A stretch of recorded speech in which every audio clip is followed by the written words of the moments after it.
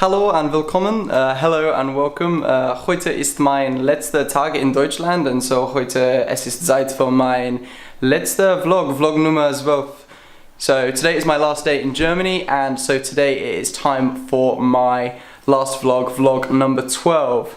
So, ich würde für ein bisschen in Deutsch sprechen. I will for a couple of minutes or for a little bit of time speak in German. Oder ich werde versuchen, I will try. So, diese Woche, am Montag, ich hatte die Arbeit für die Café und das war gut. Es war nicht so chaotisch, es war ein bisschen ruhig. So, Monday I had work for the cafe and it was okay. It wasn't too busy. It was quite calm. Yeah. I think I'm going to switch to English because it's going to be too long to try and do German. I did 56 seconds in German, so be proud of me, but it's going to be way too complicated and I'm not going to be able to include as many details as I would like. It would be too kompliziert. So, okay, so yeah, Monday I did have work and not a huge amount happened and yeah, it was just quiet. I turned up at 12, there was a new lady there, another person there that they got on full time, an Irish lady, which was weird to hear, like an Irish person, and then to hear her speak German in an Irish accent was also strange. So that was good, and then when I got there it turned out that for that week I didn't need to turn up at 12, I needed to turn up at 2, so I had much more time. Wish I'd known that before going in on Monday, because then I could have worked a shorter day, but I need the money because Germany is expensive. But yes, that's a lie actually. Germany is a very cheap city. If you want to move to a city that's not ridiculously expensive like London, Berlin is amazing. So, did I just say Germany is a cheap city? I'm tired, okay, I fly today. So yes, today is Monday, I forgot to mention that. It's a very disorganized vlog so far.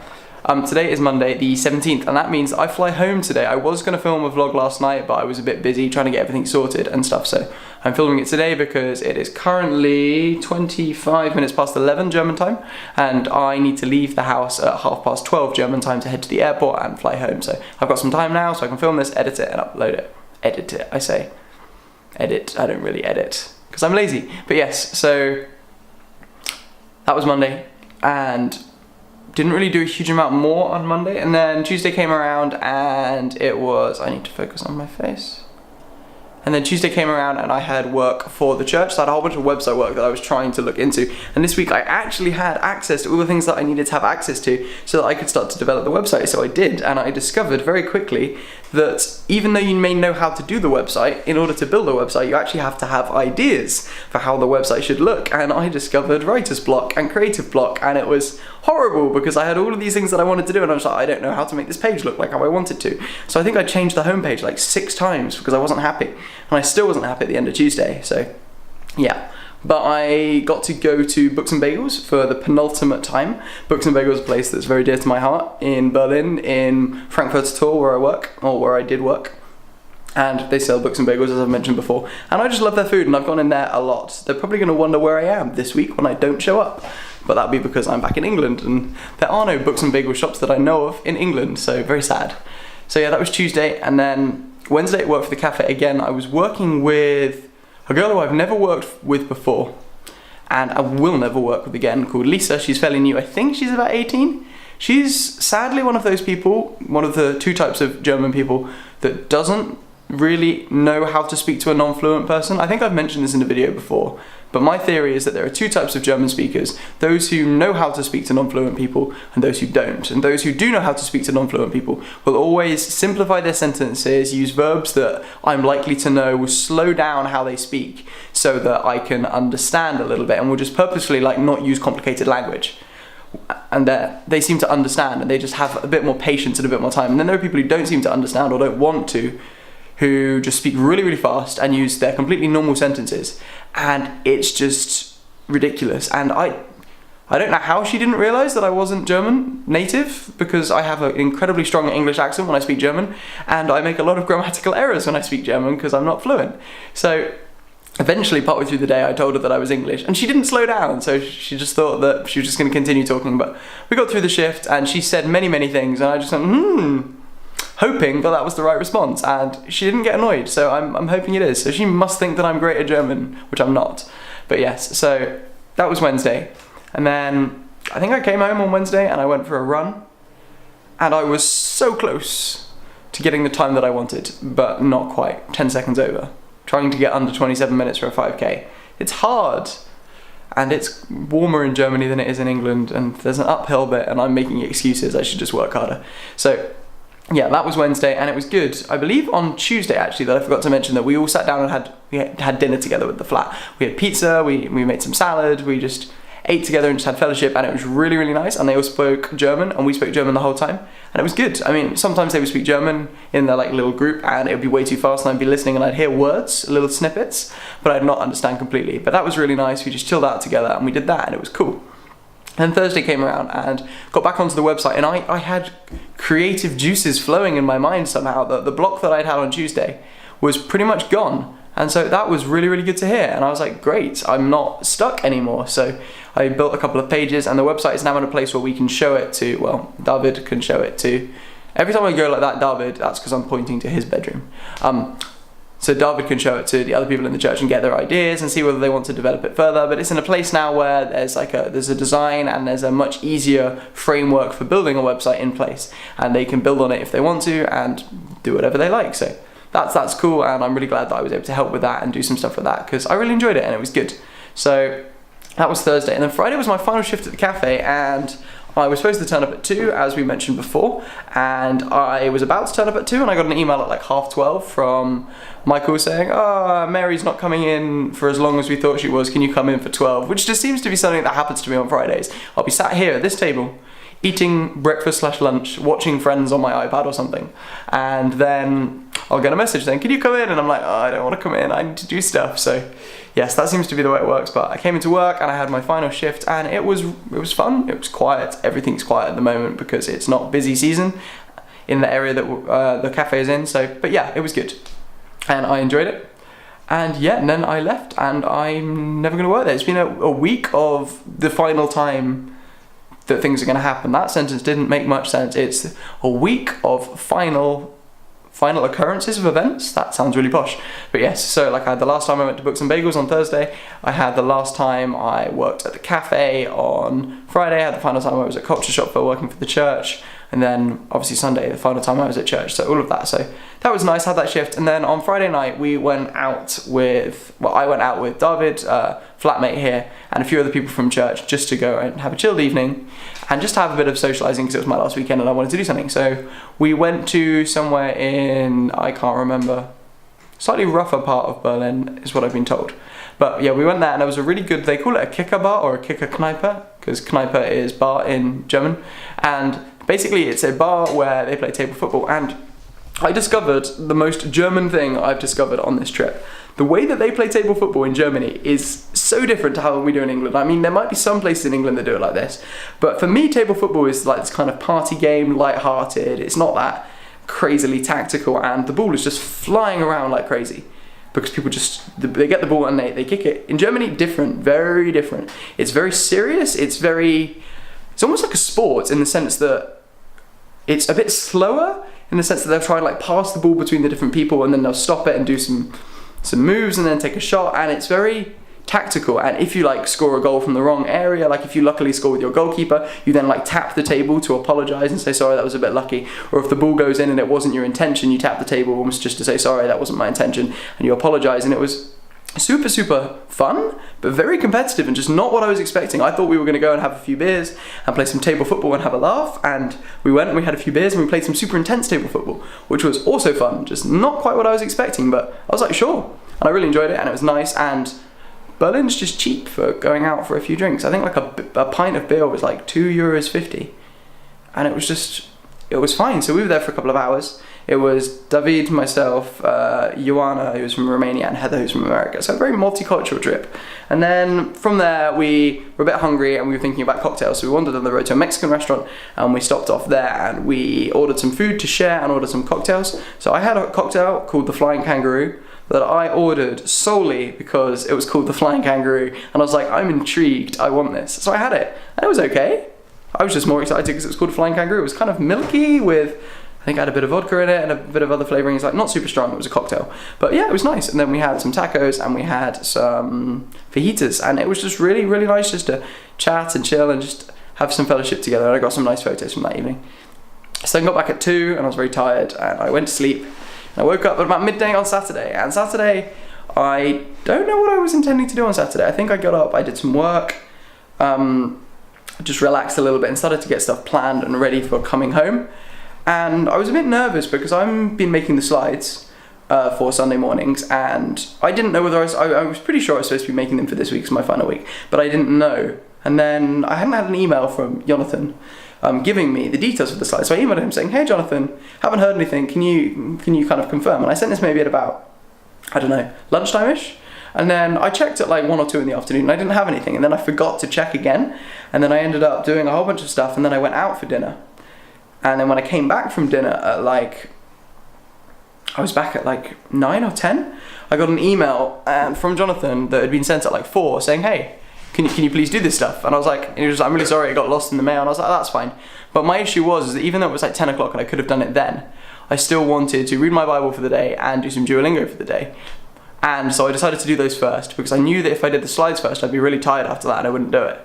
So I did those first, and then I did the slides, and this week it just happened to be a set of verses in his preach that were just so long. Like, with all the verses, there were 39 slides for the preach.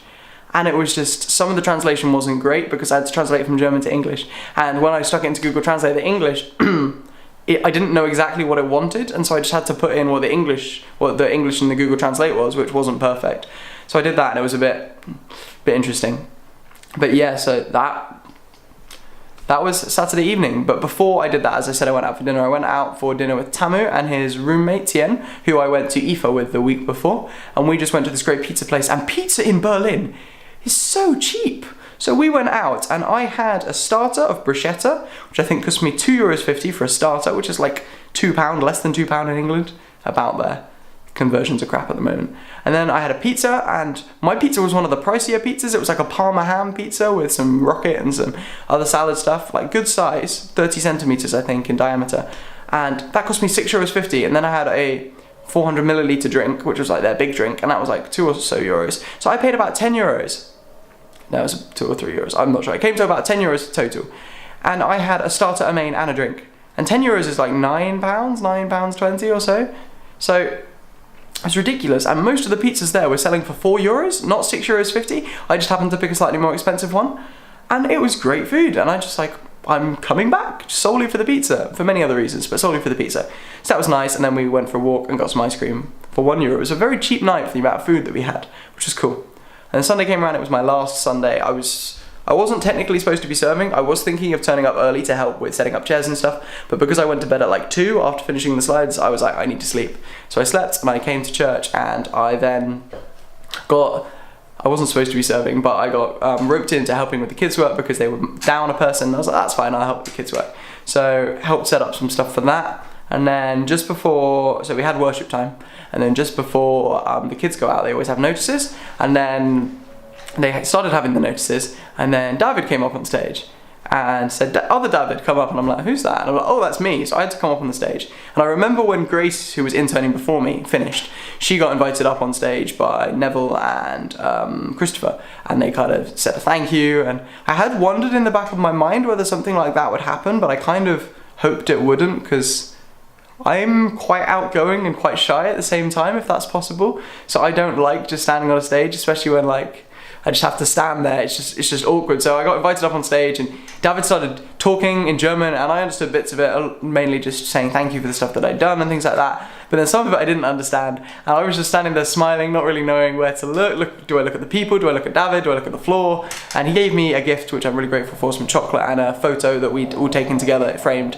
And it was just really nice, but it was just, I didn't really know what to do. I would have much rather just not have been brought up to the front, because I'm, yeah, a bit awkward. But yeah, so that was okay, and that was nice. Then we did kids work, and wow, the kids have so much energy.